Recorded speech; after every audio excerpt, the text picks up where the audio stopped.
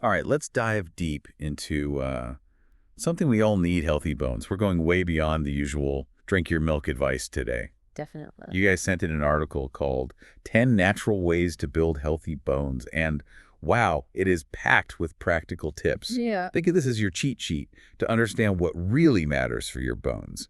Cutting through all that jargon to get to the good stuff. I think what's fascinating about this topic is that we often associate bone health with, aging, Right. but the groundwork for good bone health is actually laid much earlier in life. Okay, so it's not just about preventing falls when we're older. Yeah. We need to start young. Exactly. The article jumps right into that, the importance of building bones early. It emphasizes that crucial period from childhood all the way through early adulthood. So what's so special about those years? Are our bones just like sponges, just soaking everything up? It's more like they're under construction, Okay. actively building towards what's called peak bone mass. Peak bone mass, that sounds serious. What exactly does that mean? It's basically the maximum bone density you achieve in your entire lifetime, usually by your late 20s. Oh, okay. It's like hitting your bone building potential. Right. And this is key because it really sets the stage for your bone health throughout your life. So even if I'm way past my 20s, understanding this whole peak bone mass thing is still relevant. Absolutely. It helps you understand the importance of maximizing that bone density early on. Okay. A higher peak bone mass provides a buffer against age-related bone loss and reduces the risk of conditions like osteoporosis later in life. Wow. Okay. I'm starting to see how crucial those early years really are. It's like investing in a retirement fund, but Right. for your skeleton. Yeah, that's a great analogy. But even if you didn't quite hit that ideal peak bone mass when you were younger, don't worry. Okay. There are still tons of things you can do to protect the bone you have and even potentially build more. That's reassuring. So what can we do to support strong bones regardless of our age? This article mentions vegetables, and that kind of surprised me. I always thought it was all about calcium from dairy. Yeah.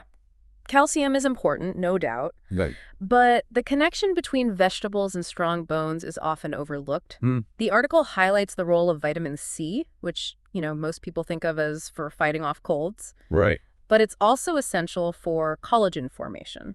Collagen, isn't that what's in all those fancy beauty creams? Yes, you'll find collagen in skin and connective tissues, Okay.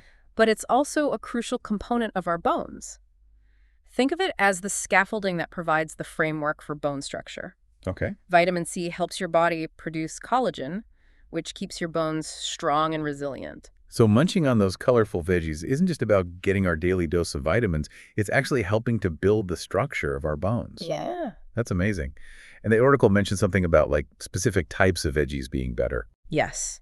Research suggests that green and yellow vegetables are linked to better bone mineral density across different age groups. Interesting. So load up on things like broccoli, spinach, carrots, bell peppers. Right. Adding those to the grocery list. Great. This is making me realize there's a lot more to bone health than just calcium. Absolutely.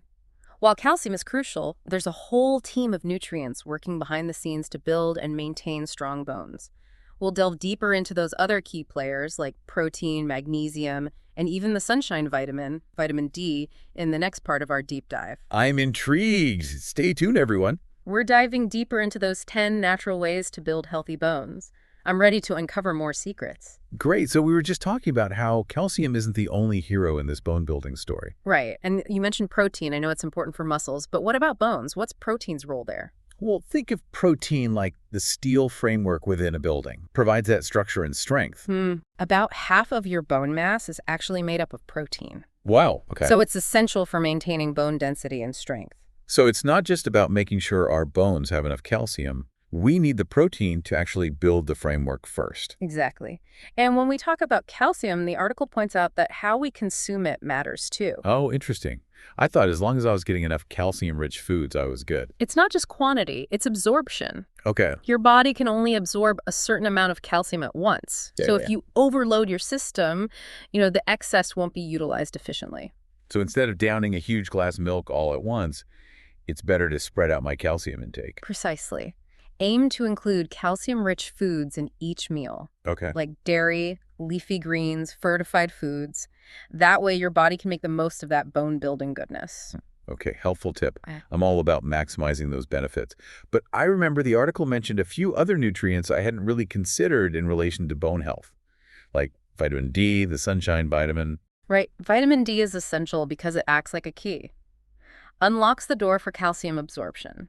Ooh, Without enough vitamin D, your body can't effectively use the calcium you consume, no matter how much you get. wow. So even if I'm like diligently eating all my calcium-rich foods and spreading them out, I can still be missing out if I'm low on vitamin D. That's right. And unfortunately, vitamin D deficiency is pretty common, especially in places with limited sunlight. Yeah, that makes sense.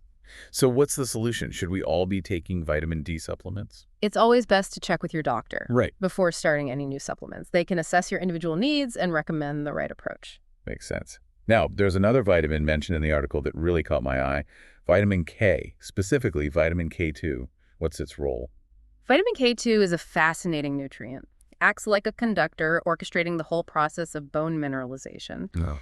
It modifies a protein called osteocalcin, which is crucial for binding calcium to bone. Hold on, osteocalcin. I'm not familiar with that one. Osteocalcin is a protein produced by bone-building cells, and its role is to bind calcium to the bone matrix. Makes bones strong and dense. Okay. Vitamin K2 activates osteocalcin, allowing it to do its job effectively. So vitamin K2 basically flips the switch on osteocalcin, making it a powerful calcium magnet. It is, and there are two main forms of vitamin K2, MK4 and MK7. Okay. MK4 is found in small amounts in foods like liver, eggs, and meat, while MK7 is abundant in fermented foods, Oh, interesting. like cheese, sauerkraut, and natto. So adding some fermented goodness to our diet can give our bones a boost. I'm starting to see a pattern here. Strong bones really do require a diverse cast of nutrients. What else do we need to keep in mind? The article also mentions two important minerals, magnesium and zinc. Magnesium. Isn't that like good for sleep and relaxation? What's the connection to bone health? Magnesium actually plays a crucial role in converting vitamin D into its active form, which, as we discussed, is essential for calcium absorption. Oh, wow. Okay. It's like a behind-the-scenes stage manager, making sure the whole calcium absorption process runs smoothly. So it's like a chain reaction. We need enough magnesium to activate vitamin D, which then allows us to absorb calcium efficiently. I'm realizing just how interconnected all these nutrients are. What about zinc? Yeah. Where does that fit into the picture? Zinc is another trace mineral that's often overlooked, but it's essential for both building and protecting our bones. How so? Well, zinc is a component of the mineral portion of our bones, gives them strength and structure. It also plays a role in promoting the formation of bone-building cells called osteoblasts. So zinc is involved in creating new bone tissue and making sure those bones have the minerals they need to stay strong. Double duty. Exactly. And you can find zinc in a variety of foods like beef, shrimp, spinach, flax seeds, oysters, and pumpkin seeds. Wow. This deep dive is really making me appreciate the power of a balanced and varied diet for building strong bones. It's not just about popping a calcium supplement. It's about nourishing our bodies with like a symphony of nutrients that all work together. You got it. It's all about creating that optimal environment within our bodies to support bone health throughout life. And speaking of creating a supportive environment, the article also touches on the importance of weight management. Right. I know that being underweight can be a risk factor for osteoporosis. But what about being overweight or obese? Does that impact bone health as well? It's a bit more complex than that. While being underweight is certainly a concern, excess weight can also put extra strain on your joints, Okay. increasing the risk of fractures, particularly in weight-bearing joints like your hips and knees. So it seems like finding that sweet spot, that healthy weight range, is crucial for both our overall health and our bones. Absolutely. And remember, it's not just about the number on the scale. Right. It's about finding a weight that feels good for you, supports your energy levels, and allows you to move freely and comfortably. That's a great reminder. We've covered a lot of ground here, from essential nutrients to weight management. But before we wrap up this part of our deep dive, the article mentioned something about collagen supplements. Curious to hear your take on that. The research on collagen supplements for bone health is still emerging, Okay. but there is growing interest in their potential benefits. So is this like giving our bodies an extra boost of those bone-building proteins? You could think of it that way. Remember, collagen is a key component of our bones. It provides that structure and strength. And as we age, our natural collagen production declines, Right. which can contribute to weaker bones. Supplementing with collagen might help provide those building blocks to support bone health. Interesting. I'm definitely intrigued to learn more about that. Yes. I'm always open to exploring new ways to, support my well-being. Speaking of exploring, the article also mentions omega-3 fatty acids. I know they're good for heart health, but what about our bones? Omega-3 fatty acids are known for their anti-inflammatory properties, and emerging research suggests that they might also play a role in protecting against age-related bone loss. So they're like little warriors, fighting inflammation and helping keep our bones strong. I love that image. And while getting omega-3s from fatty fish like salmon is great, are there any plant-based sources we could include? Absolutely. Plant-based sources like chia seeds, flax seeds, and walnuts can also contribute to your omega-3 intake. This deep dive is really opening my eyes to the intricate world of bone health. I feel so much more informed and empowered to make choices that support my bone strength. That's fantastic to hear. Remember, it's not about making drastic changes overnight. Right. It's about making gradual shifts in your diet and lifestyle. That can add up to big results for your bones in the long run. This has been an incredibly insightful journey so far. We've uncovered so many fascinating facts and practical tips. But before we wrap up our bone health deep dive, we have one last part to explore, where we'll uncover even more strategies for keeping those bones strong and healthy. For years to come, we're back for the final part of our bone health deep dive, ready to uncover the last few secrets from this 10 natural ways to build healthy bones article. It really is amazing how much there is to learn about our bones. Right. One thing that stood out to me was the article's focus on maintaining a healthy weight. We talked about the risks of being underweight, but it also mentions that yo-yo dieting can be bad for our bones. Yeah. Why is that? Well, imagine putting your bones through this constant cycle of building up and breaking down. Yeah. That's basically what happens with yo-yo dieting. Oh, okay. These rapid weight fluctuations can really disrupt the balance of bone remodeling, Yeah. where old bone tissue is broken down and replaced with new bone. So those crash diets that promise quick weight loss might actually be weakening our bones. Unfortunately, yeah. It's much healthier for your bones and, your overall well-being to focus on more gradual and sustainable weight management. Okay, so no more quick fixes. Right. Think long-term lifestyle changes instead. Makes sense. Slow and steady wins the race, it seems. Exactly. And speaking of building strong bones, the article highlights one more dietary thing that's often overlooked: the balance between omega-6 and omega-3 fatty acids. I know omega-3s are good for us, but what about omega-6s? Are they bad for our bones?